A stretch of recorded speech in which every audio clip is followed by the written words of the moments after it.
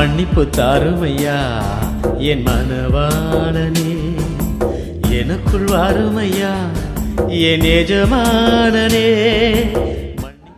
ஆண்டவராக இயேசு கிறிஸ்துவின் விலையேறப்பெற்ற நாமத்தினாலே உங்கள் யாவருக்கும் என் அன்பின் ஸ்தோத்திரத்தை இந்த காலை வேளையில் உங்களுக்கு தெரியப்படுத்துகிறேன். கொலோசியருக்கு எழுதின நிருபம் 3ஆம் அதிகாரம் 13வது வசனத்திலே இவ்வாறாக வாசிக்கின்றோம். ஒருவர் தாங்கி ஒருவர் பேரில் ஒருவருக்கு குறைபாடு உண்டானால் கிறிஸ்து உங்களுக்கு மன்னித்தது போல ஒருவருக்கொருவர் மன்னியுங்கள் என்று சொல்லி பார்க்கிறோம். கிறிஸ்துவுக்குள் அன்பான தேவனுடைய பிள்ளைகளே, நம்முடைய வாழ்க்கையை நான் செய்வது தவறு அல்லது அது ஒரு தீமை என்று உணர்ந்த போது அதை விட்டு விலக எவ்வளவோ முயற்சி செய்தேன், முயற்சி எடுக்கிறேன், ஆனால் முடியவில்லையே. ஒரு தூண்டுதல் எனக்கு உள்ளாக இருந்து என்னை வேதனைப்படுத்துகிறது என்று சொல்லி ஒரு வாலிபன் அவன் சொன்னான். இன்னொரு வாலிபன் இவ்வாறாக அவன் சொன்னான், தன்னுடைய காரியங்களை பகிர்ந்து கொள்வதற்கு பயந்து போய் அவன் உலகத்திலே இனிமேல் என்னால் வாழவே முடியாது என்று சொல்லி தன் உயிரையே மாய்த்து கொண்டான். தங்களுடைய உள்ளத்தை அழுத்தும் பாரங்களை பகிர்ந்து கொள்வதற்கு இப்படிப்பட்டவர்களுக்கு வீட்டிலோ அல்லது தன்னுடைய நண்பர்களிடத்திலோ சக மனிதர்களிடத்திலோ என் கர்த்தரை அறிந்த பிள்ளைகள் சபையிலோ யாரும் கிடைக்கவில்லையா? ஏன் இப்படிப்பட்ட நிலைமை? நாம் கர்த்தருடைய பிள்ளைகள் என்றால் கிறிஸ்து நம்மில் வெளிப்பட வேண்டும். நம் தேவனுக்காக ஜீவிக்கும்படி ஒருக்கமான இரக்கமும் தயவும் மனத்தாழ்மையும் சாந்தமும் நீடிய பொறுமையும் உள்ளவர்களாய் ஒருவர் தாங்கிக் கொள்ள வேண்டும் என்று சொல்லி பவுல் நமக்கு ஒரு பட்டியலை கொடுத்திருக்கிறார், நமக்கு கற்றுத் தந்திருக்கிறார்.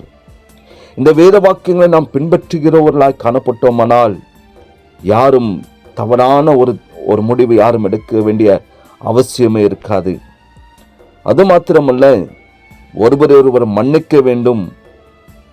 நாம் ஏன் தடுமாறுகிறோம்? மன்னிக்கும்படியாக ஏன் தடுமாறுகிறவர்களாய் காணப்படுகிறோம் என்று நாட்களை சிந்திக்க வேண்டும். அதற்கு முக்கிய காரணம் இயேசு நமக்கு எதையெல்லாம் மன்னித்தார் என்பதை நாட்களை நாம் சிந்திப்பது கிடையாது. அதை நாம் நம்முடைய வாழ்க்கையில் நினைவுபடுத்திக் கொண்டால் அது போல ஒரு தவறை நம்முடைய சக மனிதரோ அல்லது சக விசுவாசிகளோ அல்லது குடும்பத்தில் காணப்படுகிற நபர்களோ நமக்கு செய்யவில்லை என்பது நமக்கு நன்றாக புரியும். பிறர் நம்மை வேதனைப்படுத்தினால் அதை ஆண்டவரிடத்தில் விட்டுவிடுகிறவர்களாக காணப்பட வேண்டும். அப்பொழுது எவ்வளவு பெரிய ஒரு சமாதானம் நம்முடைய வாழ்க்கையில் உண்டாகும் தெரியுமா? அது மாத்திரமல்ல, ஒருவரை ஒருவர் என்ற அந்த காரியத்தில் நாம் தவறுவதற்கான மிக முக்கியமான காரணம் நம்முடைய குற்ற மனசாட்சி தான். அநேக வெளிப்படுத்த முடியாத, வெளியில் சொல்ல முடியாத பாவங்களை நம்மை குற்றப்படுத்தும் போது எப்படி பிறரோடு சமாதானமாய் காணப்படுவது? ஒரு தேவனுடைய மனுஷரிடத்தில் நான் கற்றுக்கொண்டதை தேவ சமூகத்தில் சொல்லிக்கொள்ள வாஞ்சிக்கிறேன். ஒன்று, நம்முடைய பாவத்தை தேவனிடம் நாம் அறிக்கை செய்வது மிகவும் லகுவான காரியம். ஏனென்றால் நாம் அவரை காண மாட்டோம். ஆனால் மனிதனிடம் அறிக்கை செய்வது மிகவும் கடினமான விஷயம். ஆகவே கர்த்தருடைய வழிநடத்தின்படி நம்பிக்கைக்குரிய யாரிடமாவது நம்மை வெளிப்படுத்தி விட்டால், முடிந்தால் சம்பந்தப்பட்டவர்களிடமே நம்முடைய காரியங்களை சொல்லி மன்னிப்பு கேட்டால், குற்ற மனசாட்சியிலிருந்து அதை நம்மை விடுவிப்பது மாத்திரமல்ல, நாம் திரும்பவும் இப்படிப்பட்ட தவறில் நாம் சிக்கி விடாதபடிக்கு, தவறு செய்யாதபடிக்கு அதுவே நமக்கு ஒரு வேலியாக அமையும்.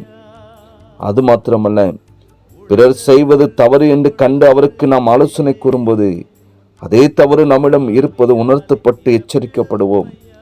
ஒளிவும் மறைவற்ற மனதுடன் மலரும் புதிய இந்த ஒரு வருஷத்துல ஒருவருக்கொருவர் தாங்குகிறவர்களாய் காணப்படுவோம்.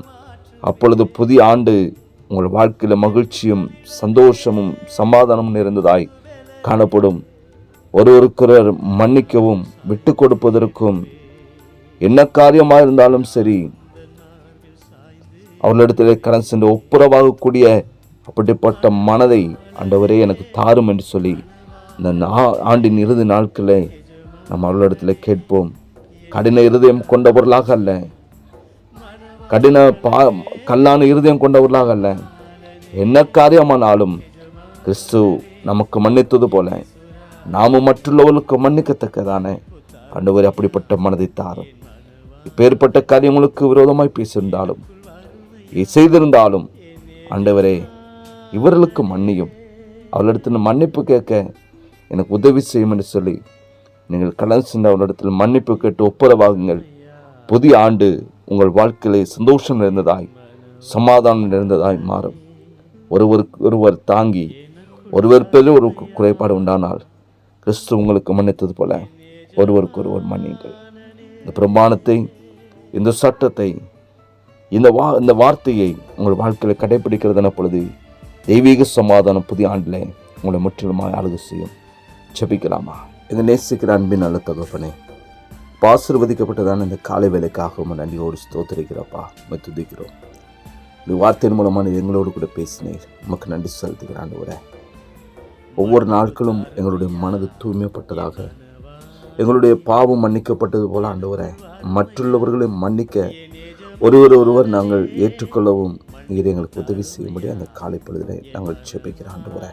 நீர் எங்களுக்கு மன்னித்தது போல எல்லாரையும் மன்னிப்பதற்கு தக்கதான அப்படிப்பட்ட ஞானத்தையும் கிருபைகளையும் பரிசுத்த ஆவியானவர் இந்த காலை பொழுதிலே நீர் எங்களுக்கு தருவீராக. ஒரு புதிய ஆண்டுக்குள்ளாய் பிரவேசிக்கிறதுக்கு முன்பதாக நாங்கள் எங்களை தாமே சோதித்து அறிந்தவர்களாக எங்களை தெய்வ சமூகத்திலே தாழ்த்தி ஒப்பு கொடுத்து உண்மையிலிருந்த அந்த தெய்வீக மன்னிப்பின் குணம் எங்கள் யாவருடைய வாழ்க்கையில் உண்டாவதற்கு பரிசுத்த ஆவியானவர் கிருபை தந்து வழி நடத்துங்க, ஆசீர்வதிங்க. இயேசுவின் நாமத்தை ஜெபிக்கிற நல்ல பிதாவே, ஆமென், ஆமென். உம் பாதம் காண துடிக்கின்றேனையா, பாவ வாழ்வை வெறுக்கின்றேனையா. உம் பாதம் காண துடிக்கின்றேனையா,